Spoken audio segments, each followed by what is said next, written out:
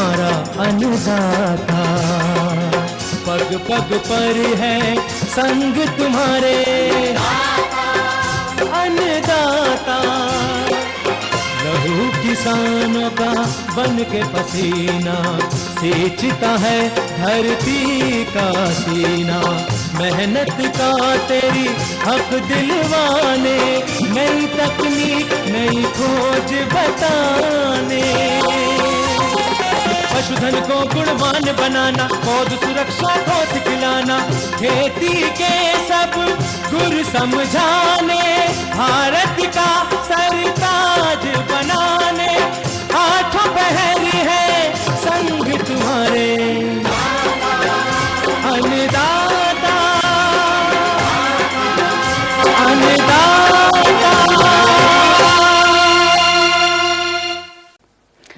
नमस्कार, मैं शालिनी आप सभी दर्शकों का अन्नदाता कार्यक्रम में स्वागत करती हूं। हर रोज की तरह आज भी हम कार्यक्रम में लेकर के आए हैं खेती बाड़ी से जुड़ी हुई बहुत सी लाभकारी जानकारियां। तो चलिए सबसे पहले देखते हैं कि क्या है विशेष आपके लिए आज के कार्यक्रम में। सूखे फूलों से कैसे बनाए नए उत्पाद पर अन्नदाता की खास प्रस्तुति। जल संरक्षण हेतु कृषि विज्ञान की तकनीकी सूक्ष्म सिंचाई और टपक सिंचाई पद्धति।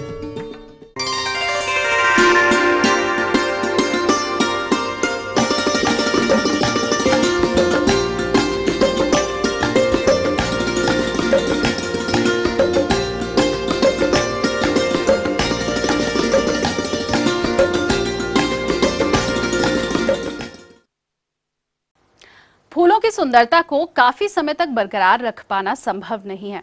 हालांकि ड्राई फ्लावर्स तकनीक द्वारा हम फूलों को विभिन्न तकनीकों से सुखाकर तरह तरह के उत्पादन बना सकते हैं।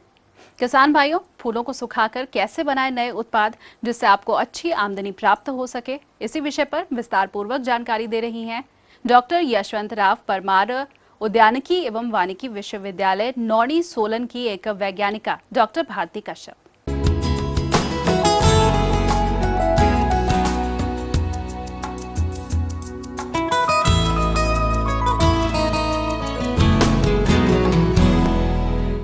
आज के इस आधुनिक युग में फूलों की उपयोगिता हमारे लिए महत्वपूर्ण है और बाजार में इसकी उपलब्धता ज़्यादातर बनी ही रहती है।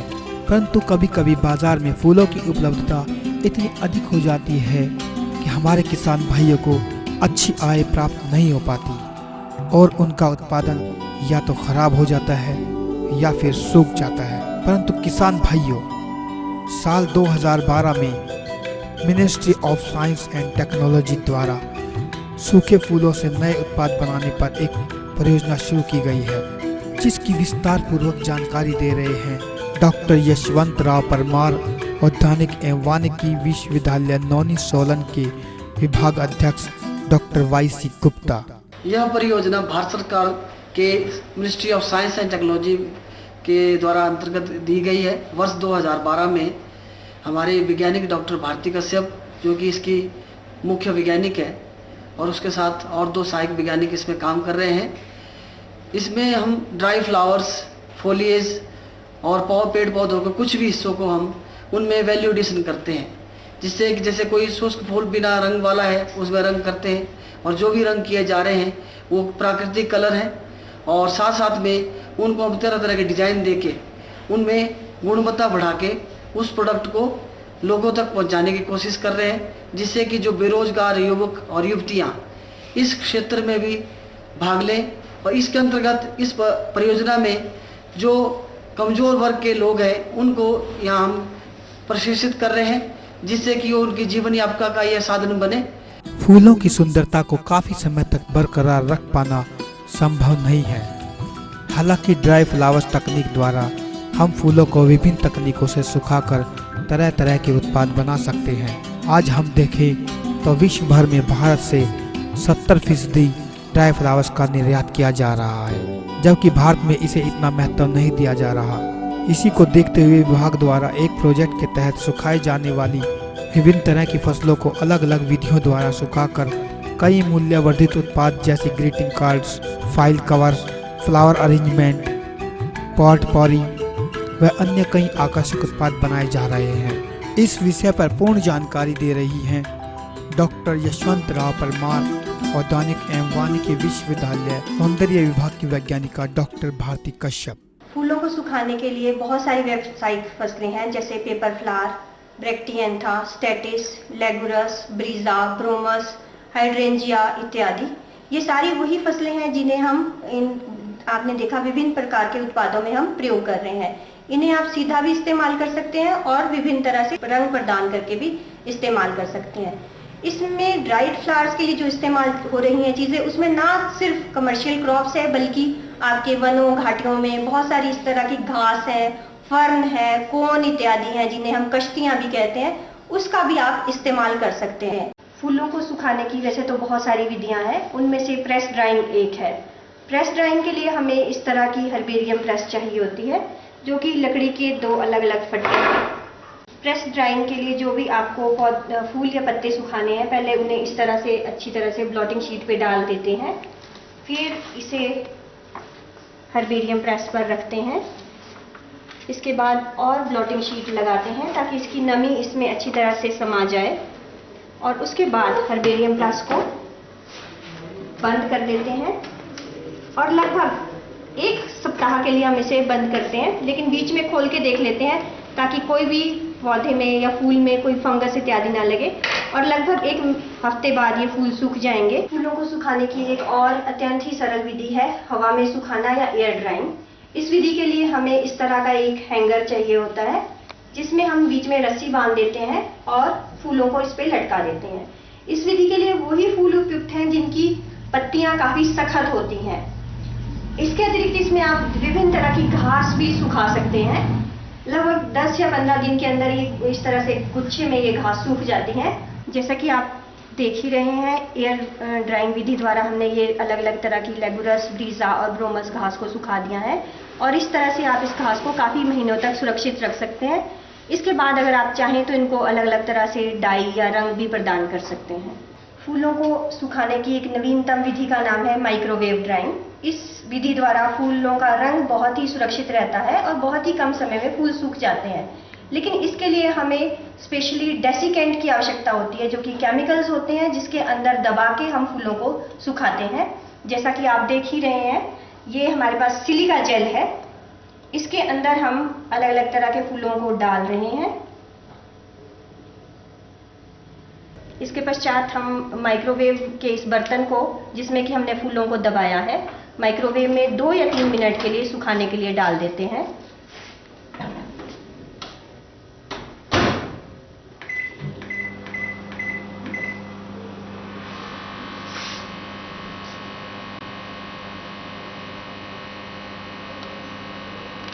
दो 3 मिनट के बाद जैसे ही माइक्रोवेव में ये इसका समय पूरा हो जाता है, हम इस ट्रे को या बर्तन को बाहर निकाल देते हैं। या तो इसे 24 घंटे या 48 घंटे या 70 घंटों के लिए हम रख देते हैं। इस चीज़ को सेटिंग टाइम कहते हैं। फूलों के रंगों में और अधिक विविधता लाने के लिए इसे कई तरह से रंगाई भी की जा सकती है। इसमें हम बहुत सारे रंगों का इस्तेमाल करते हैं, जैसे कि फैब्रिक डाइज है जो कि कपड़े रंगने वाले रंग है, फूड डाइज है खाने वाले हैं, बायो कलर्स है जो कई तरह के पौधों से निकलते हैं, जैसे कि अनार हो गया, बीट रूट हो गया, और इसके अलावा हल्दी, कॉफ़ी इत्यादि का भी हम प्रयोग कर सकते हैं। बहुत सारे केमिकल्स भी ऐसे जो इंडिकेटर डाइज हैं उनका भी हम प्रयोग कर सकते हैं। तो ये सारा हम प्रोसेस अभी आपको दिखाएंगे। फूलों में रंग चढ़ाने के लिए आप जैसे कि ये देख ही रहे हैं, पहले पानी को हम उबालते हैं और उसमें फिर रंग डाल देते हैं। ये रंग 2 से 3 ग्राम प्रति लीटर डाला जाता है। जैसे ही पानी उबलने लग जाता है, जो फूलों की डंडियां हैं या घास है आपको जिसमें भी रंग प्रदान करना है, उसे आप इसमें अच्छी तरह से डुबोते हैं, और जब आपको लगता है कि ये रंग भली भांति चढ़ गया है, तो ये फिर फूलों के पूरे गुच्छे को आप निकाल के बाहर छाया में ब्लॉटिंग शीट पे सुखा सकते हैं। जब आपका फूल बहुत अच्छी तरह से रंग हो गया हो, उसको आप निकाल के ब्लॉटिंग शीट पे डाल के इस तरह से सुखा सकते हैं। आप देख ही रहे हैं कि यहाँ तरह तरह के रंग फूलों को जो हमने किए हैं, कई घास भी हैं इसमें, उनको किया है। तो ये 2-3 दिनों के लिए हम इसको यहाँ पर सुखा देंगे। फिर ओएसिस के टुकड़ों को आप किसी भी टोकरी में अच्छी तरह से नीचे भर देते हैं। ध्यान इस बात का रहे कि वो अच्छी तरह से फिक्स हो जाए और ढीला ना रहे। रंग किए हुए फूलों को आप अपने हिसाब से जिस तरह की भी आपने संरचना बनानी है या टोकरी बनानी है उस तरह से आप इनको प्रयोग कर सकते हैं। इसमें आप देख रहे हैं कि हमने बहुत अलग अलग तरह के फूलों का इस्तेमाल किया है। बीच में जो ये पक्षी लगाया है ये कोन है, जो शंकु होता है पेड़ों पर, उससे एक पक्षी बनाया गया है। और ये पीछे अलग अलग तरह की हमारी जो घास है, बीच में कुछ फूल है, पेपर फ्लावर है, मोलुसेला है, बहुत सारी चीज़ों का प्रयोग किया गया है। और ये इस तरह की टोकरियाँ बिल्कुल अब बाजार में बेचने के लिए ये तैयार है। तो किसान भाइयों, आप भी इस तकनीक को अपनाकर अपनी आय बढ़ा सकते हैं। तो ये थी कुछ उपयोगी जानकारियां। अब लेंगे एक छोटा सा ब्रेक, जल्द हाजिर होंगे।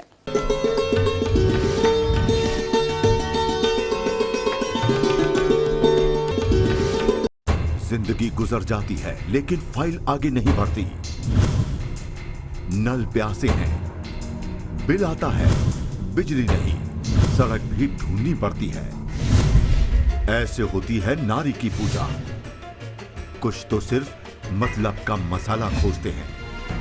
कब तक सहेंगे और क्यों चुप रहेंगे? रखिए हमारे साथ अपनी बात।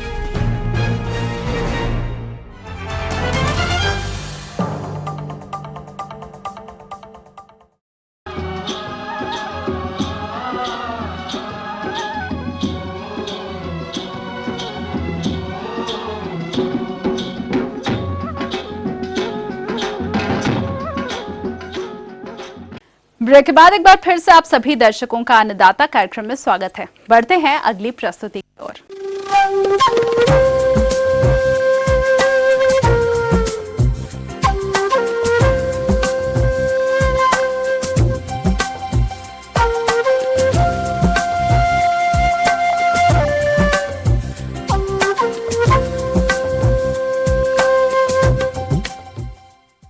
मौसम के अनुसार प्रबंधनों पर ही टिकी है आपकी खेती बाड़ी, और इसीलिए मौसम पूर्वानुमान और उस पर आधारित साप्ताहिक कृषि सलाह इस प्रकार है। चौधरी श्रवण कुमार हिमाचल प्रदेश कृषि विश्वविद्यालय पालमपुर हिमाचल प्रदेश के ग्रामीण कृषि सेवा मौसम विज्ञान विभाग द्वारा इस हफ्ते के लिए किसान भाइयों को यह सलाह दी जाती है कि मक्का व सब्जियों के खेतों में पानी की निकासी का प्रबंध करें। जिन खेतों में मक्का की बुआई जून में की गई है उनमें 65 से 85 किलोग्राम यूरिया प्रति हेक्टेयर की दर से डालें। पानी के निष्कासन का उपयुक्त प्रबंध करें। मक्का में तना सड़न की रोकथाम के लिए 16.5 किलोग्राम ब्लीचिंग पाउडर प्रति हेक्टेयर की दर से रोगग्रस्त पौधों के पास मिट्टी में मिलाएं। धान की रोपाई के बाद अच्छी पैदावार के लिए खेतों में पानी इकट्ठा करें। धान में झुलसा रोग आने की संभावना है। उपचार हेतु बावस्टीन 1.2 ग्राम प्रति लीटर पानी में घोलकर 15 दिन के अंतराल पर छिड़काव करें। चरी बाजरा के खेतों में पानी के निष्कासन का उपयुक्त प्रबंध करें। गेहूं के दानों को भंडारण में नुकसान से बचाने हेतु सल्फास का पाउच गीले कपड़े में डालकर डर्म के बीच डालें और डर्म को हवारोधक बनाएं। ट्यूबर मौत ग्रसित आलुओं का भंडारण न करें। भंडारण से पहले भंडारणों में मेलाथियन 10 मिलीलीटर प्रति लीटर पानी में घोलकर छिड़के। मध्य पर्वतीय क्षेत्रों पीजी अदरक हल्दी अरबी जो 40 से 50 दिन की हो गई है में यूरिया की मात्रा डालें। प्रदेश के मध्यवर्ती पहाड़ी क्षेत्रों में फूल गोभी की पनीरी दें। बंद गोभी की तैयार पौध को खेतों में 45 से 45 सेंटीमीटर की दूरी पर रोपाई करें। मध्यम पर्वतीय क्षेत्रों में फूल गोभी की अगेती तैयार होने वाली प्रजातियों की पनीरी व रोपाई की सलाह दी जाती है। कद्दू वर्गीय सब्जियों में चूर्ण धब्बा रोग, लाल पंपकिन बीटल व फल मक्खी रोकथाम के लिए सेविन 2 ग्राम प्रति लीटर के हिसाब से तथा फल मक्खी के लिए मेलाथियन 10 मिलीलीटर तथा गुड़ के मिश्रण को 5 लीटर पानी में घोलकर छिड़काव करें तथा खेतों में 25 फल मक्खी यौन गंध ट्रैप प्रति हेक्टेयर लगाएं। फूल आने पर टमाटर, बैगन, शिमला मिर्च, लाल मिर्च तथा कद्दू वर्गीय सब्जियों में नाइट्रोजन की मात्रा 40 से 50 किलोग्राम यूरिया खेतों में डालें। बैगन की फसल में तना व फल छेदक कीट तथा टमाटर व भिंडी में पफल छेदक सुंडी के नियंत्रण के लिए कार्बरिल 375 मिलीलीटर को 750 लीटर पानी में घोल बनाकर प्रति हेक्टेयर छिड़काव करें। भिंडी में धरीदार भृंग, लाल पीली व काली धारियों वाला कीट जो फफूल खाता है तथा बैगन व करेले में हड्डा भृंग के नियंत्रण के लिए कार्बरिल 1.5 किलोग्राम प्रति 700 लीटर पानी हेक्टेयर के हिसाब से छिड़काव करें। ऊंचे पर्वतीय क्षेत्रों में मटर, मूली, शलजम, गाजर, पालक आदि में खरपतवार नियंत्रण करें। प्रदेश के ऊंचे पर्वतीय क्षेत्रों में खेतों में लगी हुई सब्जियों में निराई गुड़ाई करें तथा नाइट्रोजन 40 से 50 किलोग्राम यूरिया प्रति हेक्टेयर खेतों में डालें। पॉली हाउस खेती में सफल खेती के लिए निचले व मध्यम पर्वतीय क्षेत्रों में आवश्यकता अनुसार दिन के समय 50 छायादार जालों का प्रयोग करें ताकि तापमान नियंत्रण किया जा सके। हवा निकासी सुनिश्चित करें। पाली हाउस में तंबाकू सुंडी का प्रयोग होने की संभावना है। अपने पाली हाउस का उचित रखरखाव रखें ताकि पतंगे अंदर न आ सकें। अगर बारिश हो तो पाली हाउस के वेंटिलेटर को बंद कर दें और धूप आने पर खोल दें। इससे पाली हाउस की फसल में बीमारी कम लगेगी। टमाटर की बिजाई व शिमला मिर्च पौध का प्रत्यारोपण करने का उचित समय है। पशुओं की जगह को सूखा रखें। जुओं और चीचड़ों के बचाव हेतु उपचार करें। गलघोटू व लंगड़ा बुखार का टीका भी बरसात से पहले ही लगवा लें। पशुओं के बाह्य परजीवी की रोकथाम हेतु ब्यूटाक्स 2 से 3 मिलीलीटर प्रति लीटर की दर से पानी में घोलकर उसका सावधानी पूर्वक पशुशाला में छिड़काव करें। पशुओं को घाव हो जाए तो 2-4% फिनाइल के घोल से धोकर साफ कर लें। गाभिन गाय या भैंसों को संतुलित आहार व मिनरल मिश्रण 25 से 30 किलोग्राम नियमित रूप से देते रहें। आजकल हरा चारा उपलब्ध है। हरे चारे के साथ 1/3 भाग सूखा मिलाकर खिलाएं, नहीं तो पशुओं को अफरा हो जाता है। मुर्गियों को बीमारी से बचाने के लिए मुर्गी घरों में नमी मत होने दें। वर्षा की बौछारों से बचाव के लिए पर्दों के तौर पर पुरानी बोरियों का इस्तेमाल कर सकते हैं। ज्यादा जानकारी के लिए स्थानीय पशु चिकित्सा की अवश्य सलाह लें। एहतियात के लिए 40% फार्मलिन 1 लीटर 9 लीटर पानी में घोलकर पानी का स्प्रे करें। फल उत्पादन आम, लीची, लोकाट, अमरू व नींबू के पौधे लगाने का समय आ रहा है। भारी वर्षा के कारण आहार की कमी होने पर मधुमक्खी को आहार दें। कमजोर मौन ग्रहों में मधुमक्खी को बनावटी खुराक 50% चीनी व 50% पानी का घोल देते रहें। सफेद खुम्बी की फसल में कमरे का तापमान 17 से 18% तक बनाए रखें और पानी भी छिड़के। एक बाल्टी में 150 ग्राम ब्लीचिंग चूर्ण डालें। पानी छिड़काने के बाद हवा चलाएं ताकि खुम्ब के ऊपर पानी न रहे। जब खुम्ब निकलना शुरू हो तो कमरे का तापमान 18 से 22 रखें। कार्नेशन में कली का नोचन समय समय पर करते रहें। माइट से कार्नेशन में काफी प्रकोप हो सकता है, अतः 15 दिन के अंतराल पर पायरोमाइट 1 मिलीलीटर प्रति लीटर पानी के हिसाब से छिड़काव करें। गेंदे में ब्लाइट की संभावना है। उपचार हेतु बावस्टीन 2.0 ग्राम प्रति लीटर पानी में मिलाकर छिड़काव करें। फूलों में ब्लू बीटल का प्रकोप है। उपचार हेतु साइपरमेथ्रिन 15 मिलीलीटर प्रति 10 लीटर पानी में घोल बनाकर छिड़काव करें।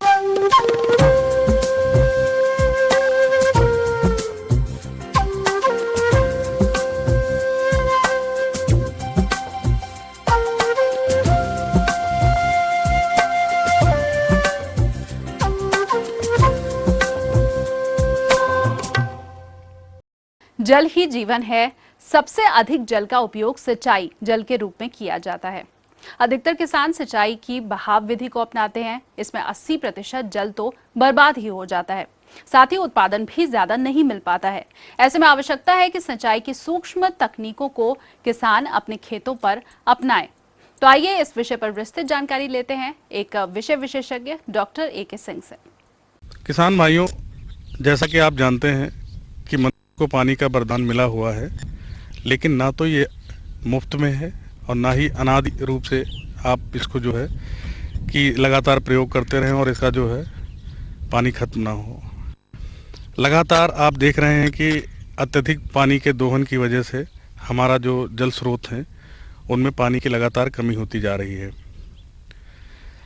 हमें ये देखना है कि इस पानी की कमी को जो लगातार गिरता जा रहा है उसको रोकना भी है और इसके साथ साथ ये भी ध्यान रखना है कि अपनी फसल की गुणवत्ता, उसका उत्पादन, उसकी उत्पादकता में कोई कमी ना आए। अभी जो किसान भाई परंपरागत रूप से जो सिंचाई का साधन प्रयोग करते हैं उसमें जो फसल 5 दिन की होती है उसको भी उतना ही पानी दे रहे हैं और जो फसल 100 दिन की होती है उसको भी उतना ही पानी देते हैं। सवाल बहुत जायज़ है कि क्या ऐसा संभव है कि हम कम दिन की फसल को कम पानी दें और अधिक दिन की फसल को अधिक पानी दें, क्योंकि जैसे जैसे फसल का समय बढ़ता जाता है उसकी आवश्यकताएं बढ़ती जाती हैं, चाहे वो खाद हो चाहे वो पानी हो। आज हम आपको बताते हैं कि हाँ ऐसा संभव है और इस पद्धति को कहते हैं माइक्रो इरिगेशन सिस्टम या सूक्ष्म सिंचाई पद्धति। किसान भाइयों, इस पद्धति के द्वारा आप जो है फसल के अनुसार सिस्टम या पद्धति को अपना सकते हैं। जैसे यदि हमको ऐसी फसल लेनी है जिसकी पत्तियों की संख्या ज़्यादा हो, जैसे कि पालक, धनिया, ऐसी फसलों के लिए स्प्रिंकलर पद्धति जो है वो बहुत ही उपयोगी है और इसके द्वारा जो है आप जो पत्तियां हैं वो लगातार धुलती रहती हैं, जिससे फोटोसिंथेसिस अधिक होता है और पत्तियां जो है बहुत अच्छी जो है रहती हैं, ग्रोथ उनकी अच्छी होती है। और इस तरह से जैसे धनिया है, धनिया में गर्मी के मौसम में प्रायः धनिया जो है हम नहीं उगा पाते हैं, लेकिन अगर हम स्प्रिंकलर पद्धति का उपयोग करें तो उसके द्वारा जो है हम जो माइक्रो इन्वायरमेंट है पौधे के आसपास का, उसको हम मेंटेन करके जो है धनिया या ऐसी फसलों का जो है उत्पादन अच्छे कर सकते हैं। इस पद्धति में पानी की 60 से 65% तक पानी की बचत होती है। एक चीज़ है कि सिस्टम जब भी आप अपनाते हैं तो उसमें फसल कौन सी ले रहे हैं उस पर इसका जो है प्रभाव पड़ता है। कई बार होता है क्या है कि जब हम परंपरागत रूप से पानी देते हैं और हमारी ज़मीन उबड़ खाबड़ होती है तो जहाँ पर गड्ढे होते हैं वहाँ पर पानी ज़्यादा भरता है और जहाँ पर उथला होता है वहाँ पर पानी नहीं पहुँचता है। तो ऐसे जो है खेतों के लिए भी जो है हमारी स्प्रिंकलर सिंचाई पद्धति जो है वो उपयोगी है। इसके अलावा जो स्प्रिंकलर पद्धति में भी अलग अलग सिस्टम होते हैं, जैसे कि कम डिस्चार्ज के 110 लीटर प्रति आवर और 5 मीटर का कवरेज करने वाले होते हैं कुछ, और कुछ 10 मीटर और 450 लीटर प्रति घंटे का डिस्चार्ज देते हैं।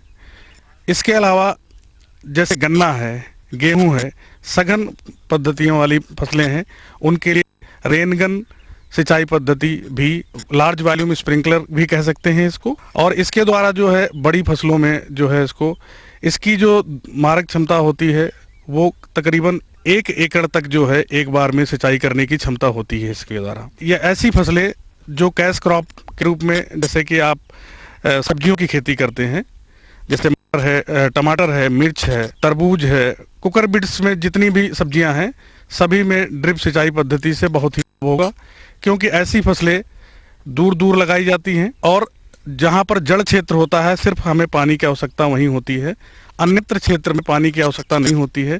ड्रिप सिंचाई पद्धति के द्वारा किसान भाइयों खाद भी हम जो है इसके द्वारा सकते हैं, और सिंचाई पद्धति का उपयोग इसलिए भी महत्वपूर्ण है कि हर दिन जितने पानी की आवश्यकता है इसमें साल भर का हम एक शेड्यूल बना लेते हैं। अगर मई में पानी ज़्यादा होती है तो मई में हम पानी ज़्यादा देते हैं, लेकिन यही दिसंबर जनवरी में पानी की आवश्यकता कम होती है, मौसम में हम पानी कम देते हैं। तो इसके द्वारा हम जो है पानी कम और ज़्यादा महीनों के हिसाब से या मौसम के हिसाब से भी जो है इसका नियंत्रण कर सकते हैं। इसके द्वारा एक नेटवर्क या जाल बना होता है, तो इसमें एक वाल्व खोल देने से आपका 2 एकड़ 3 एकड़ की सिंचाई एक बार जो है संभव है, और उसके लिए आपको श्रमिकों की आवश्यकता नहीं है, सिर्फ आप स्वयं या एक श्रमिक के द्वारा हम जो है 20 से 25 एकड़ जो खेत को सिंचाई से कर सकते हैं। आगे और भी हैं कुछ रोचक जानकारियां, पर यहाँ पर रुकेंगे एक कमर्शियल ब्रेक के लिए, जल्द हाजिर होंगे।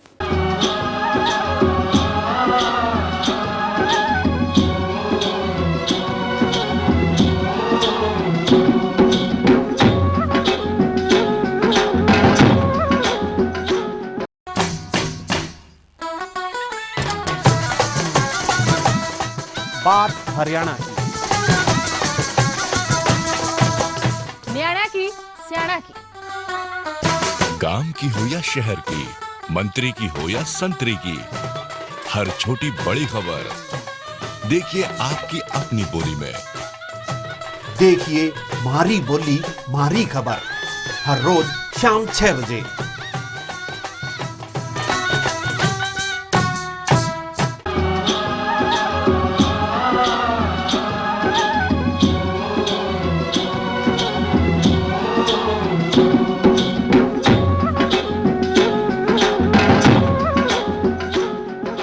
ब्रेक के बाद आप सभी दर्शकों का स्वागत है और चलिए अब रुख करते हैं अगली कड़ी की ओर।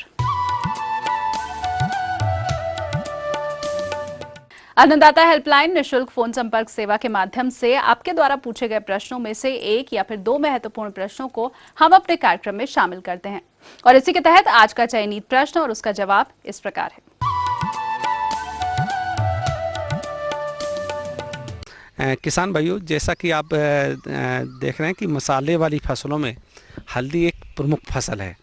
आप देख रहे हैं कि हल्दी चौड़ी पत्ती वाली फसल है और इसमें जैसी गर्मी पड़ती है तो इसकी पत्तियों से ज़्यादा पानी वाष्पोत्सर्जन होता है। तो विकास के लिए ये संस्तुत की जाती है कि किसान भाई खेत में नमी बनाए रखें, अर्थात जल्दी जल्दी सिंचाई करें, क्योंकि इसकी चौड़ी पत्ती होने की वजह से वाष्पोत्सर्जन होता है। दूसरी बात, खेत में गुड़ाई करके खरपतवार रहित करें और खरपतवार निकालने के बाद इसकी मेड़ों पर मिट्टी चढ़ाते रहें। तो पहली जो मिट्टी चढ़ाने का काम 40 से 45 दिन के बीच में करें। दूसरी मिट्टी चढ़ाने का काम 55 से 60 दिन के बीच में, जब के समय जो हमारी नाइट्रोजन की टॉप ड्रेसिंग की मात्रा बची हुई है उसको खेत में देने के बाद में फिर मिट्टी चढ़ा दें। हल्दी की बुआई जो मेड़ों पे करने का उद्देश्य है कि खेत में किसी तरह से पानी नहीं रुकना चाहिए। जितना जरूरी जल प्रबंधन है, पानी देना है, उतना ही आवश्यक जल निकास की व्यवस्था करना है। तो किसान भाइयों, जब बरसात का समय आ जाए खेत से आवश्यकता से अधिक पानी बाहर निकालते रहें, जिससे किसी तरह की बल्ब गलन की समस्या ना होने पाए। इसके बाद जब फसल में देख रेख रखते रहें, कभी कभी पत्तियों में पीले रंग के धब्बे बन जाते हैं, लीफ ब्लाइट या पत्ती झुलसा बीमारी आती है, तो उससे बचाव के लिए वैज्ञानिकों से संपर्क करें। यदि संपर्क ना हो सके तो आप डाइथेन M45 की जो इंडोफिल M45 के नाम से आ रही है, 2.5 से 3 ग्राम मात्रा प्रति लीटर पानी की दर से घोल बना के छिड़काव करें।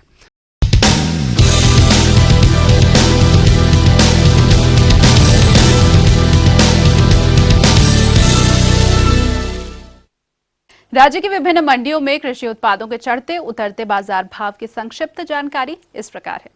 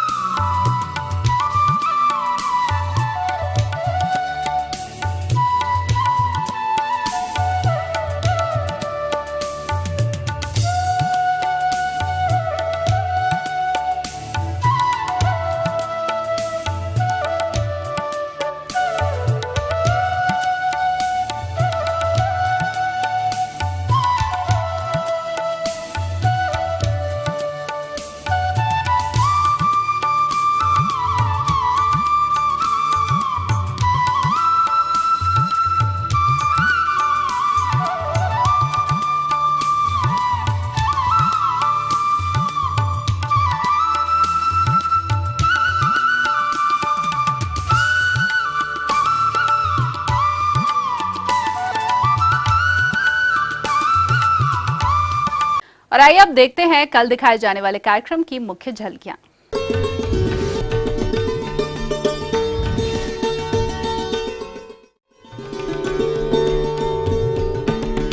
हम ये उम्मीद करते हैं कि आज का कार्यक्रम आप सभी दर्शकों के लिए उपयोगी रहा होगा। किसान भाइयों, अन्नदाता आपकी सेवा के लिए संकल्परत है। कृषि संबंधित समस्या और सुझावों के लिए आप हमें इस पते पर संपर्क कर सकते हैं। प्रोड्यूसर अन्नदाता ETV Haryana Himachal Pradesh, Ramoji film city, Hyderabad 501512। साथ ही आप हमें ईमेल भी कर सकते हैं। हमारा ईमेल ID है annadaata.hp@etv.co.in। इसके अलावा हमारी निःशुल्क हेल्पलाइन नंबर 180010845999 पर सोमवार से शनिवार सुबह 10 से शाम 4 के बीच आप संपर्क कर सकते हैं। तो फिलहाल अन्नदाता की पूरी टीम को दीजिए इजाजत। कल फिर से इसी समय आपसे मुलाकात होगी कृषि संबंधित कुछ और रोचक जानकारियों के साथ। नमस्कार।